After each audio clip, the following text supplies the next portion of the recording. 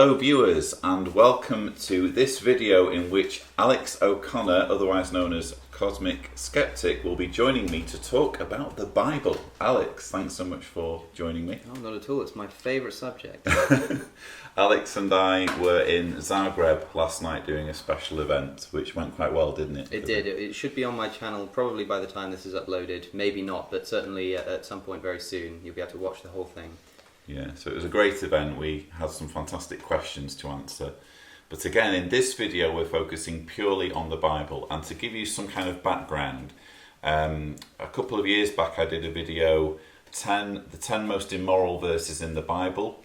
And I think most, if not all, were from the Old Testament.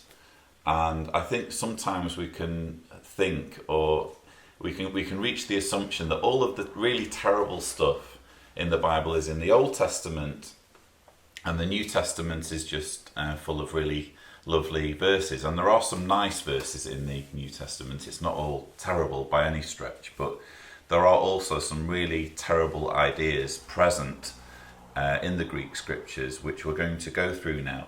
And just as another disclaimer, I think it's important to note that I'm not trying to persuade people to view these verses or interpret these verses the way I view them. I think it's just a case of Alex and I giving our opinions on what these verses mean to us on a take it or leave it basis, and you can reach your own conclusions. So let's get on with the first verse. The idea that the Bible is giving us here is that women should be silent. There is the verse at 1 Corinthians 14 verse 34, "Let the women keep silent in the congregations, for it is not permitted for them to speak. Rather let them be in subjection, as the law also says." And 1 Timothy 2 verse 12, "I do not permit a woman to teach or to exercise authority over a man, but she is to remain silent." Alex, good idea? Well, I think this at the very least explains some of the problems with the Church of England allowing women to become priests in my country. There was a bit of an exodus to the Catholic Church and I think it obviously had a lot to do with this verse. It's quite surprising when you read a verse like this. It sounds like something straight out of the Old Testament. It sounds like something out of the old laws of Moses. And oftentimes, if somebody's asking me what some of my problems with the Bible, and I'll reel off some verses from Leviticus or Exodus, I'll say, but you wouldn't find something as abhorrent as this, and I'll read this verse and say, you wouldn't find that kind of thing in the New Testament, and they say, no, of course you wouldn't. And you watch their eyes kind of fill with shock and horror when you reveal that actually that's where it came from. This has a very real effect for Jehovah's Witnesses as well, because it's basically this thinking that requires women to not even allowed to be able to, again, teach on the platform. So they're not allowed to be elders. They're not allowed any role in the congregation that involves teaching. They're essentially just there to make up the numbers and occasionally do a presentation on the platform. It really is awful. So that's idea number one. Alex, do you want to take us through idea number two? Sure. So the second idea that we've come up with is an idea about forgiveness. For all the Bible has to say about forgiveness and its virtue, it has this strong implication that forgiveness needs to come at a cost, and usually one that's quite unjustifiable. Specifically here we've got this idea of no forgiveness without bloodshed. I'm reading, which version of the Bible are we using here? You're going to read from the King James Version, okay, and it's Hebrews 9 verse 22. "And almost all things are by the law purged with blood, and without shedding of blood is no remission." This, of course, is clearly in reference to the forgiveness of the sin of man with Jesus on the cross. One of the most obscene teachings, I think, in the Bible, let alone just the New Testament. The idea that in order to be forgiven for sins that you didn't even yourself commit, there needs to be a sacrifice, and a human sacrifice too. Christianity at its core is a cult of human sacrifice, and people don't tend to think about what that really means because of the way that the cross story is presented as this wonderful, valiant story of forgiveness, but really it's human sacrifice. So, terrible idea number 3, don't save money, give up all your possessions. Matthew 6:34, "So never be anxious about the next day, For the next day will have its own anxieties. Each day has enough of its own troubles. Of course, more famously, that's translated as spare no thought for the morrow. And Matthew 19:21, Jesus said to him, I think this is the rich young ruler, if you want to be perfect, go sell your belongings and give to the poor, and you will have treasure in heaven, and come be my follower. And in Luke 12:16-21, there's the story of the man who has an abundance and he builds storehouses and saves his belongings, his produce, and he's condemned for doing that. So quite a pernicious idea that you shouldn't really be thinking about the next day. There's no thrift, there's no... it's kind of looked down on to assume that the world's not going to end. Well, that's the thing. It's not such a bad idea if the world was about to end. Yeah. You know, if Jesus had been right about that, it seems that Jesus subscribed to what could be called Jewish apocalypticism, this idea that the world is about to end, and there's some sort of theories about the character of Jesus and how his original predictions about the world ending. There's the part which he says, some of you standing here will not taste death until the second coming, effectively saying that he'll be back within some of their lifetimes. And when he wasn't, there's this idea that the disciples or the writers of the gospel sort of twisted the story to turn it into this everlasting story, because otherwise people would realize that the faith had no grounding. But when you look at, you can't just get rid of these verses which clearly imply that Jesus was very much a believer that the world was about to come to an end. And there are ideas that if you live by them, if you put them into practice, you'll be worse off. Yeah. You'll basically be poor. So, do you want to take us through terrible idea number 4? So, Mark chapter 4, verses 11 to 12. And he said unto them, Unto you it is given to know the mystery of the kingdom of God, but unto them that are without, all these things are done in parables, that seeing they may see and not perceive, that hearing they may hear and not understand, lest at any time they should be converted and their sins should be forgiven them. Yeah, so it's almost kind of reveling there in a finite number of people understanding what Jesus is saying through means of parables, and everyone else being confused. And that's apparently a good thing, that only a small number can actually understand what God wants them to do. Yes, yeah. I think that's one of the worst parts. It's this sort of tribalism idea. We have the answers, everybody else is doomed, and not even kind of sorry about it. Not like it's such a shame that only so few will hear. If only they could understand. Yes, but no, we have the answers, you don't, and you're going to suffer for it. It's obscene, really. Because the whole premise of the Bible is that it's God's message to mankind. Yeah. And I think it's been discussed before by greater minds than me, that if God wants humanity to understand his intentions, the Bible is an appalling way of doing it. And clearly elicits favoritism. There's clear favoritism within the Bible, which doesn't seem to fit in well with the idea of an eternal message for all peoples of all time. Indeed. So, moving on to terrible idea number 5, and that is predestination. Now, I've dealt with this a little bit in one of my earlier rebuttal videos. It was actually former Westboro Baptist Church member Megan Phelps Roper who kind of put me onto this verse, because she was talking about it in the Joe Rogan podcast. It's Romans 9 verses 9 to 24. Rather than read the whole thing, I'll just read you 3 verses. But who are you, O man, to be answering back to God? Does the thing moulded say to its moulder, why did you make me this way?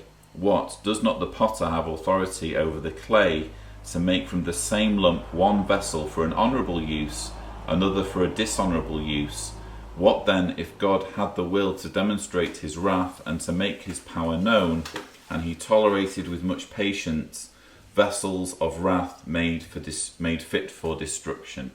So it's this idea that we're all vessels created by the great potter. He makes some vessels fit for mercy, others fit for destruction, designed to be destroyed. And it gives the example of Jacob and Esau and says that before Esau was even born, God hated him. I can't think of a better way of describing predestination and people being damned before they've even had a chance. Yes, I've never understood. Of course, there are numerous theological attempts and plenty of schools of thought which discount predestination. But I'm yet to find the compelling reconciliation between God knowing all and knowing the future, and yet being able to justifiably punish people for their actions, knowing full well when he conceived them that they would go on to do these things. It's one of those things which shows God to be completely ruthless and completely unthinking in the way he sort of uses humans as tools for some kind of game or something. It's like we're pieces in a game because he's saying it's for our benefit, but again, that itself is predetermined. I've never quite understood how you can believe in a God that knows everything and knows the future, and yet somehow when somebody goes off the rails, God is able to punish them for it when he knew full well that was going to happen and he had the power to stop it. It's not the only time that God has done something like this too. An example that springs to mind for me is the Pharaoh of Egypt. When Moses goes to the Pharaoh and says, "Please let our people go," and the Bible says, and God hardened the heart of the Pharaoh and he would not let them go, and then God punishes the Pharaoh for having a hardened heart. It's this idea that you can be punished for something that's completely out of your control. It's absolutely obscene. And of course, the icing on the cake is that if you dare to ask these questions, if you dare to say, well, why is this? The answer there for you in Romans is, but who are you, O man, to be answering back to God? You don't get to ask the question. It's just been decided for you. So, do you want to move us on to terrible idea number 6? which is God requires or revels in torture. Hebrews chapter 10 verse 28 to 29. He that despised Moses' law died without mercy under 2 or 3 witnesses. Of how much sorer punishment, suppose ye, shall he be thought worthy, who hath trodden under foot the Son of God, and hath counted the blood of the covenant, wherewith he sanctified an unholy thing, and hath done despite unto the Spirit of grace. Yeah, so on the one hand, in verse 28, you've got a contrast. You've said that it's saying, well, if you died under the law of Moses, or if you transgressed the law of Moses, you're just going to die. And then it says, well, how great a punishment do you think a person will deserve who has trampled on the Son of God and blah, blah, blah. So it's actually invoking or suggesting that there needs to be a greater punishment than death. Than death, yes. And what can possibly be greater than the punishment of death? If death is the terminal punishment, it's the last step in any kind of court of law or moral code. Death is the final judgment, and so the only thing that can be worse than that, well, it's just unimaginable. The kinds of things, the kind of nonsense, non-existent, made-up punishments that can be instilled if you have to go beyond the point of death. There's another verse that I've selected, Revelation 6:8. It's actually talking about the 4 horsemen. It says, "And I saw, and look, a pale horse, and the one seated on it had the name Death, and the grave was closely following him, and authority was given them over the 4th part of the earth, to kill with a long sword, and with food shortage, and with deadly plague, and by the wild beasts of the earth." So you're thinking, okay, well, they're going to be killed by the sword. No, I'd actually also like them to be killed by plague and by food shortage and by being mauled by wild beasts. That's how I'd like it done, if that's okay with you. We were talking about this yesterday, and as many of you can see, this is my Watchtower collection. This book here is a concordance of every word in the Bible, and I thought it would be interesting to look for the word torment in the Bible. And if you look for, it's torment, tormented, tormenting, and torments, there are 18 instances, all in the New Testament, all in the Greek scriptures, and 11 of them refer to torment of divine origin. And of those 11, 10 are all in Revelation. So like, God's last word to mankind involves a heck of a lot of... You're going to suffer. Yeah, if you don't do what I've told you to do. So, which kind of brings us on to our next subject. Alex, and this is one thing that we were kind of discussing before the video, because Jehovah's Witnesses don't believe in hell.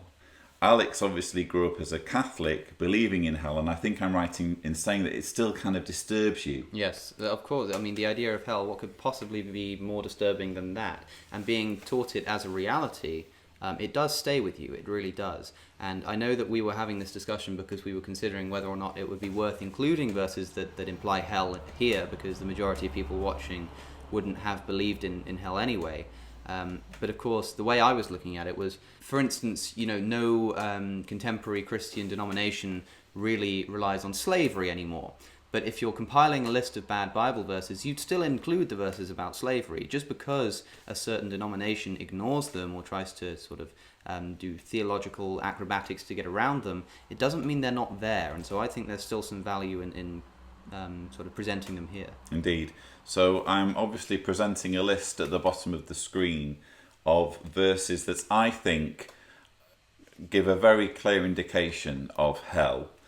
And probably one of the most compelling of those verses, I'm not going to read the whole thing, but it's the verse in Luke 16 verses 19 to 31 about the rich man and Lazarus, and how the rich man kind of looks down on Lazarus and doesn't show him any mercy, but then the rich man ends up being tormented and looking up at Lazarus, and the roles are reversed.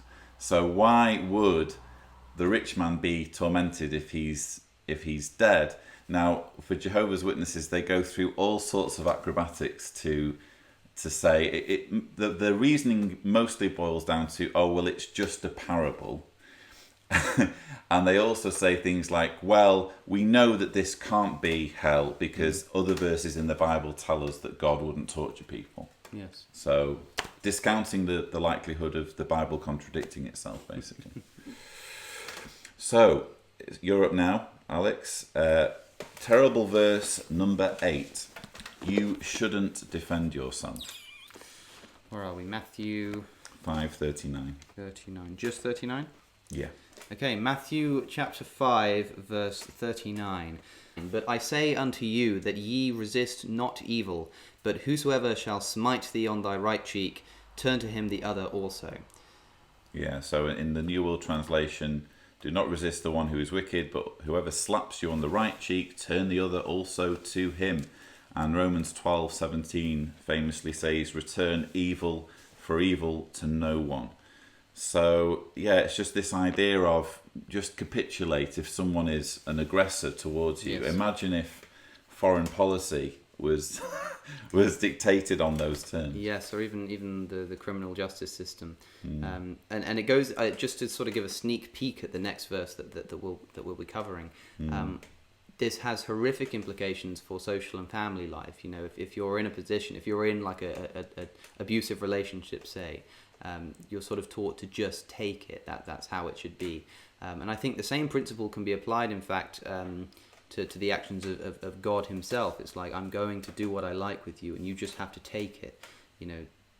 Sort of one of the worst values that you can instill in people, especially as you're bringing them up into children, is this idea that they have to be complicit when things aren't right. That if things are going wrong, if they're being treated unfairly or being treated poorly, that they should just take it. One of the things that we most need, and one of the only things that can instill sort of a progressive nature in people to want to sort of change things for the better, is an idea to recognize when things aren't right and be able to say something about it. One of the most harmful things we can do for the progression of society and of mankind is to say, just be happy with the status quo, including and especially when somebody is persecuting you. Indeed. And actually, this has reminded me of giving me flashbacks to when I was a child. I actually write about this in my book because it was precisely this kind of thinking or these ideas that led my parents to say to me when I came home from school saying, oh, I'm being bullied, because I'm a Jehovah's Witness mostly, they would say, well, you're not to fight back. And they even said, if the bullies chase you into a corridor and there are walls on every side, if possible, you should try and climb up the wall. Don't fight back. And this would just lead to long lunch breaks of me just running for my life, because these people were all kind of ganging up on me. Awful. Now we're gonna. I know what you were alluding to earlier, but we're gonna now do terrible idea number 9 on slavery. Oh yes, I skipped one. That's okay. We're coming up to that. So slavery is acceptable. Now there's 2 scriptures here that give that impression. 1 Peter 2:18. Let servants be in subjection to their masters with all due fear, not only to the good and reasonable, but also to those hard to please. And Ephesians 6 verse 5, slaves, be obedient to your human masters with fear and trembling, in the sincerity of your hearts, as to the Christ. Now, it isn't too difficult to figure out that slavery is a bad thing. And if God is writing a message to mankind, touching on how he wants mankind to treat each other, you would think it would be, don't own each other. Yes, when I bring things up with people such as slavery verses in Leviticus and instructions on how to keep slaves, they often say, well, look, the reason for that was because God couldn't just abolish slavery. People wouldn't be ready for it. He needed to make a step in the right direction, which is what he did by ensuing rules. And then he came along in the New Testament and got rid of it entirely. And I point to this and say, well, how do you explain it? Many times they'll say, well, slaves in those days weren't actually treated too badly. You know, they had an all right life. The problem is that even if that were the case, ownership of human beings is always a no-no. You know, there's simply no way to justify that. But it's not just as though these verses are saying, you know, if you're a slave and you're living, your master, quote unquote, is treating you well and giving you a life, then you should be obedient because it's good for you. They're saying no, you should be obedient even if they're treating you harshly. I can't think of a more disturbing thought than to say there's some kind of virtue in allowing yourself to be owned. But of course, this is the nature of Christianity: allowing yourself to be owned, allowing yourself to be property of a god, of another person, where your sort of fate and the way that you should live your life is out of your control. I think if the Bible had abolished slavery and instilled this idea of liberty of humans, they might have taken it too far and said, well, if I can be free from this master, why not from this master? And I think perhaps that explains why the Bible was so overt in not just not condemning slavery, but actually explicitly condoning it. And it's another great example of the Bible writers being captive to the times that they lived in, when slavery was perfectly normal. So why would they condemn it? Because they'd been raised to think of it as perfectly fine. So moving on to terrible idea number 10, which is it's your turn, Alex. And this is actually what Alex alluded to earlier, namely the idea that divorce or marrying a divorcee is wrong. Matthew chapter 5, verse 31 and 32. It hath been said, whosoever shall put away his wife, let him give her a writing of divorcement. But I say unto you that whosoever shall put away his wife, saving for the cause of fornication, causeth her to commit adultery, and whosoever shall marry her that is divorced committeth adultery. Yeah, so on the one hand, you can understand people saying, well, marriage needs to be sacred, it needs to be permanent. What's the point of two people pledging to spend the rest of their lives together if they can then go back and divorce each other? But when you actually think of this in practical terms and what this leads to, it leads to a great deal of misery and even can put lives in danger, because with Jehovah's Witnesses, they take this verse so literally that they say the only terms in which there can be a divorce is through adultery. And even if there is a violent spouse who's beating his wife, well, even then the marriage needs to stay together. The best you can hope for is that you two get separated, but the moment one of you remarries, they've essentially committed adultery. Yeah, this is the reason that my mother primarily left the Catholic Church was because of their insistence. After she had a divorce from my father, they just refused to recognize it. They wouldn't have it, and she felt like she was unwelcome and she couldn't take communion, and it caused her to leave the church. It's just to think that there is no situation under which people should divorce. To think that the promises you make at marriage are, completely omniscient, that you can completely predict what's going to happen. What do you expect if somebody gets into a marriage and it later turns out that this person is not who they thought they were. You cannot expect this person to stay in this relationship, because if it comes to pass that this person isn't who they thought they were, then that's not who they were making the promises to. If they say, I promise to be with you, but it turns out to be someone else entirely, that the promise hasn't really been made. It's just such a terrible idea. I remember people often don't realize just how bad it is until they sort of experience it personally. Because they'll say, like, I'm sure that in a situation where something bad was happening in a marriage, you could get by just separating. I'm sure there'd be a way to do it. But once you actually experience it with somebody you know, you realize that's not the case. An example of that, interestingly enough, Mother Teresa, who campaigned ruthlessly against the legalization of divorce in Ireland, and spoke out saying divorce is this terrible thing, effectively just peddling what the Bible had taught. But then when Diana got her divorce, she was saying that she was glad for it. Because as soon as it happens to someone that you know, you realize that there are situations in which marriages do need to end, and that for the sake of the happiness of both parties, there needs to be the ability for remarriage and for moving on. And trying to restrict that is just completely characteristic of the oppressive nature of the Bible. Yeah, any time that you have kind of black and white rules in which there is no flexibility, and you make the point of people changing. I feel as though I've changed over the last 10 years. I feel as though I'm not the same person. I'm 38 now. I'm not the same person that I was when I was 28. And 28-year-old Lloyd wasn't the same Lloyd as 18-year-old Lloyd, and so on. So you have the fact that people change as they mature or as they develop as people, negatively as well as positively. And you also have the possibility of people duping others into marrying them, and concealing, let's say, a violent streak that they don't want, to scupper the marriage. So awful idea. We'll move on now to terrible idea number 11, which it's a bonkers one, this, isn't it? Self-mutilation is better than dying sinful. So you'll all be familiar with the verse in the Sermon on the Mount, Matthew chapter 5, 29 and 30. If now your right eye is making you stumble, tear it out and throw it away from you, for it is better for you to lose one of your members than for your whole body to be pitched into Gehenna. Also, if your right hand is making you stumble, cut it off and throw it away from you, for it is better for you to lose one of your members than for your whole body to land in Gehenna. Yes, I somewhat interpret this a bit allegorically. I think a lot of people would. But of course, that doesn't solve the problem. The obvious idea here is basically saying you should be willing to sacrifice everything for the cause of retaining the morality that's dictated by the Bible. This wouldn't necessarily be such a bad idea if, firstly, it wasn't so black and white, and secondly, if the morality of the Bible wasn't so awful. The main problem I see with this is that they're saying that they're presenting this morality which is completely twisted and disturbing, like the verses we've been going through.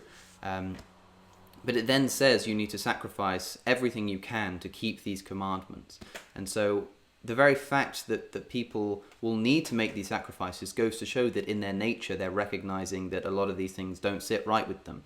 There has to be this kind of verse because people recognize that the things in the Bible are not moral. It's not moral to condemn homosexuality, to condemn divorce, to condemn any of the things that we've listed here. This is not a moral thing. And so you have to put in this disclaimer to say, but if you start having these thoughts and recognizing that these things, that the morality that we're being taught isn't actually moral at all, you have to just deal with it. You have to sacrifice everything you have, sacrifice your moral compass, cut out your eyes so you can't see, cut off your ears so you can't hear, if you have to keep these commandments. And again, and there will be many who say, "Oh, it's just it's a symbol. We don't literally have to do this." But the principle, I would argue, has caused so much misery. I mean, you'll know Catholic history, I suppose, better than I will. But I'm thinking about monks and nuns who kind of live this life of self-deprivation. I think there's certain orders of the Catholic Church where they've maybe done self-flagellation in the past. They've really considered it their obligation to make themselves as miserable and deprived as possible if that means obtaining their salvation through history. So, moving on to terrible idea number 12. Alex is now going to read from Romans 1 verse 27, where we learn that homosexuality is obscene. So Romans 1:27, and likewise also the men, leaving the natural use of the woman, burned in the... the natural use of the woman. Just the wording is just absolutely perfect. Burned in their lust one toward another, men with men, working that which is unseemly, and receiving in themselves that recompense of their error which was meet. Yeah, so the non-Shakespearean version says, likewise also the males left the natural use of the female, like you say, astonishing wording, and became violently inflamed in their lust toward one another, males with males, working what is obscene, and receiving in themselves the full penalty. It's not the worst anti-gay verse that you will find in the Bible, but it's tying the Greek scriptures with the Old Testament, where it says at Leviticus 20:13 that gay people are deserving of death. Yes, their blood is upon them.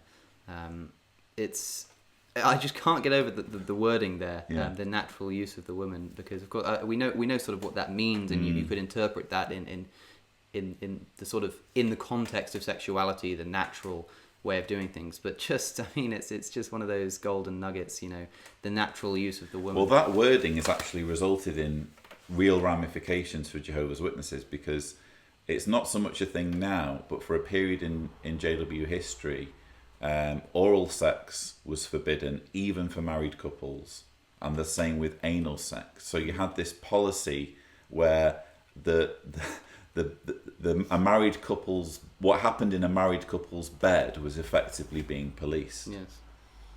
Because it wasn't the natural way of doing things. Yeah, and it just takes a small phrase like that to have such ramifications, and that's why it might seem like we're nitpicking or that we're cherry picking. But these verses are in the Bible, and it only takes the smallest wording, the smallest phrase to have incredible ramifications. It's incredibly important to identify them, even if they crop up only once, regardless if they're there once or if they're there 100 times. They can have the same effect. And when you're growing up with in a family that takes the Bible literally, whether it's Catholic or some other denomination. It's just another, and if you're gay, it's another barrier that you're kind of coming up against, where you're essentially being raised to believe that there's something wrong with you. I've spoken to people on my channel who've been through that, and I really do empathise with them, because I know what it feels like to grow up and to have doubts about my beliefs. But that's one thing, but then to be thinking, oh, my very nature, no matter what changes I make and no matter how I try and reconcile myself with my beliefs, I will always have this hanging around my neck. It's one of the characteristic stamps of Christianity. You are born in sin. You will never be worthy of God. You must throw yourself onto our scripture and onto the Son of God in order to be saved, because you are not worthy of salvation. Indeed. So, terrible idea number 13. Wives should be in subjection. So Ephesians 5:22 says, let wives be in subjection to their husbands as to the Lord. 1 Corinthians 11 verse 3, but I want you to know that the head of every man is the Christ. In turn, the head of a woman is the man. In turn, the head of the Christ is God. Yes, it's not just saying that wives are to be obedient to their husbands, but with the same kind of reverence that man is supposed to show for God, and the same kind of obedience, just completely unwavering, I will do as you say, Lord. That the same attitude should be taken for women towards their husbands. And again, this just creates a perfect storm for spousal violence. Yes. Because an abusive husband can just say, you're supposed to be in subjection to no matter what they do. It's like when God floods the earth. Well, of course he can do that. You don't get to question why he's doing that. He just has authority over this earth and over you, and he can do as he pleases with you. To give even a taste of that kind of authority to a man over his wife is just a complete recipe for disaster. And, there's so many verses throughout the Bible that kind of paint this idea. I mean, I know we're not talking about the Old Testament, but the impression you get when you're reading the Old Testament is that women are kind of basically chattel. They're kind of almost in there with the livestock in terms of things that can be owned. And the fact that we get to the Greek scriptures, and even with Jesus and this sort of enlightened kind of thinking, no, they're still not quite as valued as men are. Seems like female representation in stories and in the media has been a problem since long before our modern era. Indeed. Now, this is one that you weren't too familiar with when we were going through this. Terrible idea, number 14. Jephthah was a hero. Do you want to have a stab at reading Hebrews 11, verse 32? Let's try it. Hebrews 11, chapter 32. And what shall I more say? For the time would fail me to tell of Gideon and of Barak. It's either Barak or Barak. You decide. I'm going to go for Barak. For the time would fail me to tell of Gideon and of Barak and of Samson and of Jephthah. Jephthah? Yeah. Is it Jephthah? Yeah, correct. Jesus Christ. And of Samson and of Jephthah and of David also, and Samuel and of the prophets. Right. So the significance here is that Hebrews 11 is giving a list of all of the heroes from the Old Testament who we can think of as being good, as being, great role models. And in there, there's a number of names in there who can't really be thought of as role models. But in my view, one of the worst names that pops up is that of Jephthah, because in Judges 11, it describes Jephthah pledging that whatever or whoever came running out of the house, if he won a victory, whoever came running out of the house would be offered as a burnt offering. And the first to come running out of the house was his daughter. And in Judges 11, verse 30, I'll give you the vow. It says, Then Jephthah made a vow to Jehovah and said, If you give the Ammonites into my hand, then whoever comes out of the door of my house to meet me when I return in peace from the Ammonites will become Jehovah's, and I will offer that one up as a burnt offering. And the chapter goes on to say that that's exactly what he did, which is, we're talking about burning, a man burning his daughter, and then in the Greek scriptures in the New Testament, that's the ideal when it comes to faith. Now, interestingly, Jehovah's Witnesses have an interesting way of dealing with this.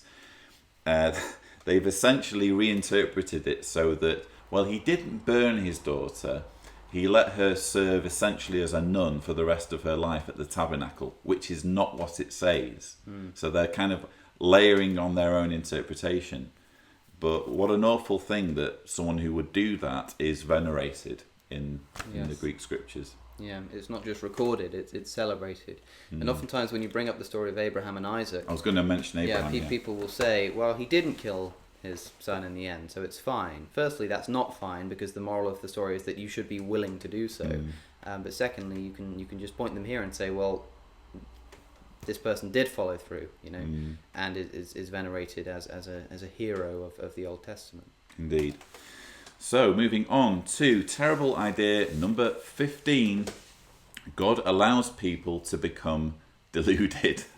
And 2 Thessalonians 2, verses 11 and 12, it says, That is why God lets a deluding influence mislead them, so that they may come to believe the lie, in order that they all may be judged, because they did not believe the truth, but took pleasure in unrighteousness. It's very similar to what we were saying earlier about confusion.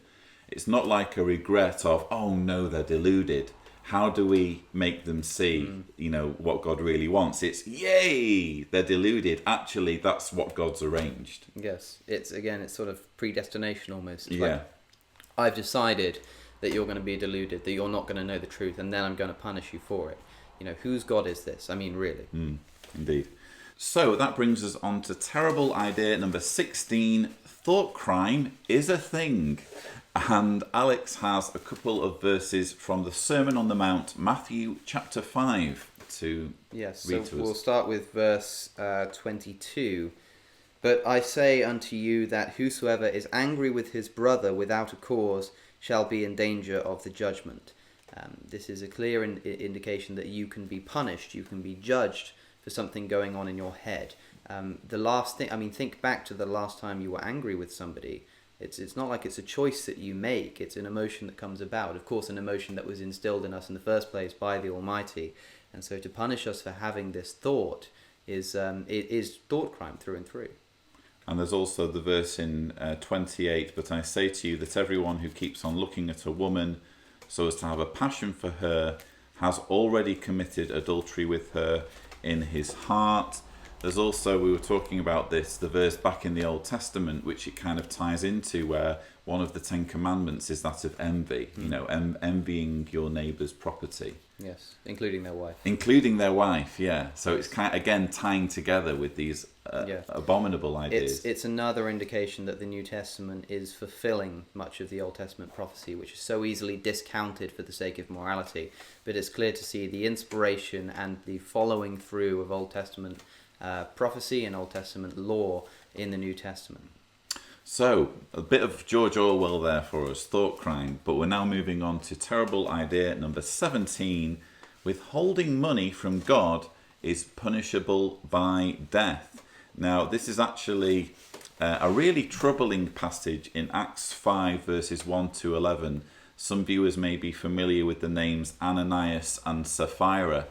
These were two early Christians who were supposed to donate some money to the church, but they don't donate quite enough, or they withhold some money, and the penalty's death. They get struck down. And it's kind of quite morbid. So it says, on hearing those words, these are the words of Peter, Ananias collapsed and died, and great fear came over all those who heard about it. Then the younger men rose, wrapped him in cloths, carried him out, and buried him. Now, after an interval of about 3 hours, his wife came in, not knowing what had happened. Peter said to her, tell me, did you too sell the field for so much? She said, yes, for that amount. So Peter said to her, why did you two agree to make a test of the Spirit of Jehovah? Look, the feet of those who buried your husband are at the door, and they will carry you out. It's Gosh. Absolutely appalling. It's terrifying, isn't it? It's just one of many examples in the Bible where the punishment far outweighs the crime. It's not a case, we're not trying to say that lying or the withholding of money isn't necessarily worthy of punishment in some contexts, but the punishment of death, like you say, it doesn't fit the crime. Would you rather have someone take money out of your wallet or kill you? Yes. They should be comparable. The punishment should always fit the crime. We can recognise now as rational people that any punishment should fit its crime, and the crime worthy of death needs to be worthy of death, and the crime worthy of eternal punishment beyond that, well, there can be no such a thing. Indeed. So, terrible idea number 18. Alex, actually that's quite a long verse. Romans 1 verses 30 and 30. Sorry, Romans 1:29 to 32. I guess we can just allude to it, but it's basically talking about how gossiping and disobeying parents is punishable by death. It gives a big long list of all these supposedly terrible things, including being backbiters, being insolent, haughty, boastful, disobedient to parents, and then it says, although these know full well the righteous decree of God, that those practicing such things are deserving of death, they not only keep on doing them, but also approve of those practicing them. So, Alex, being disobedient to parents, worthy of death? Well, I think the worst part about this is, again, like with the condemnation of divorce, if a child is in an abusive family, it's one thing to not know that things are wrong. This is one of the reasons why abusive families can get away with things for so long, because children don't realise that they're being victims. That's one thing, and that's often unavoidable. But to then say furthermore that even if they were to recognise what was going on, that they would have to obey anyway, to be disobedient to their parent is worthy of death. Again, it's one of these black and white rules which just simply cannot work in any society. You can't say that under no circumstances should a child disobey their parents. Of course, there's no commandment that the parents must respect their children in return. It's a one-way street, and the parents can do whatever they like to the child.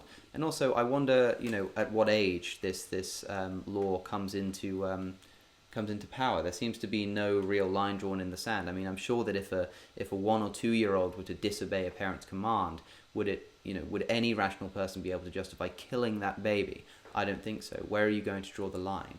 Of course, I don't think you could justify killing any child of any age for disobeying the parents. But if you think about, especially the young age, not understanding, not even being able to understand what's going on, or being able to understand why they need to obey their parents, and how deep does it go? Is it if they disobey them on something important, or can it just be little things? If I tell a child, come over here, and they refuse, am I supposed to just kill them for it? The Bible is completely black and white. It allows no room for maneuver, no room for situational analysis, and that's again another characteristic problem of Christianity. It's another one of those where you hear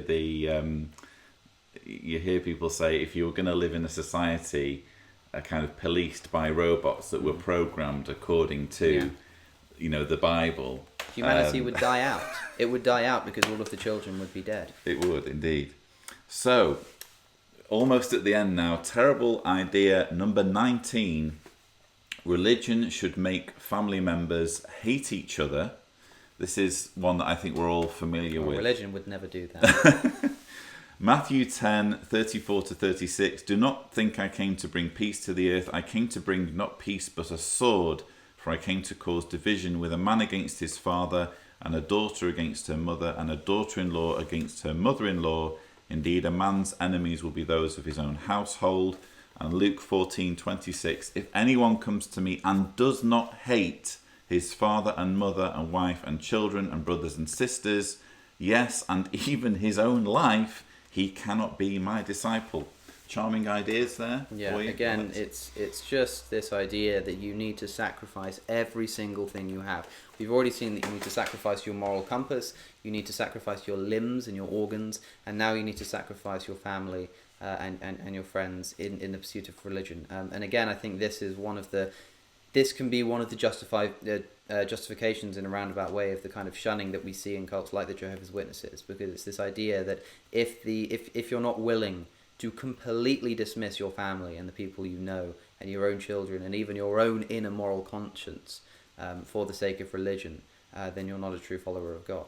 Indeed, and in fact, that scripture in Matthew 10, I came to bring not peace but a sword.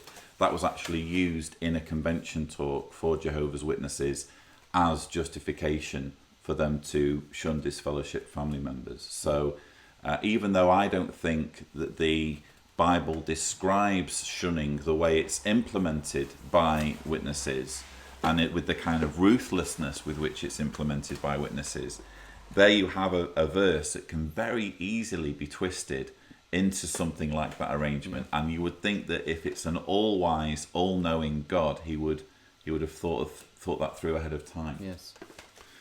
So, final terrible idea of our 20. Thank you for bearing with us. Love apparently can be compulsory. Do you want to read 1 Corinthians 16 verse 22? If any man love not the Lord Jesus Christ, let him be anathema. Anathema is a word, yeah. I know. We anathema, don't use it anymore. But after that, Maranatha. Maranatha. Shall I read the New Testament, the New World Translation? Yeah, if anyone has no affection for the Lord, let him be accursed. O our Lord, come.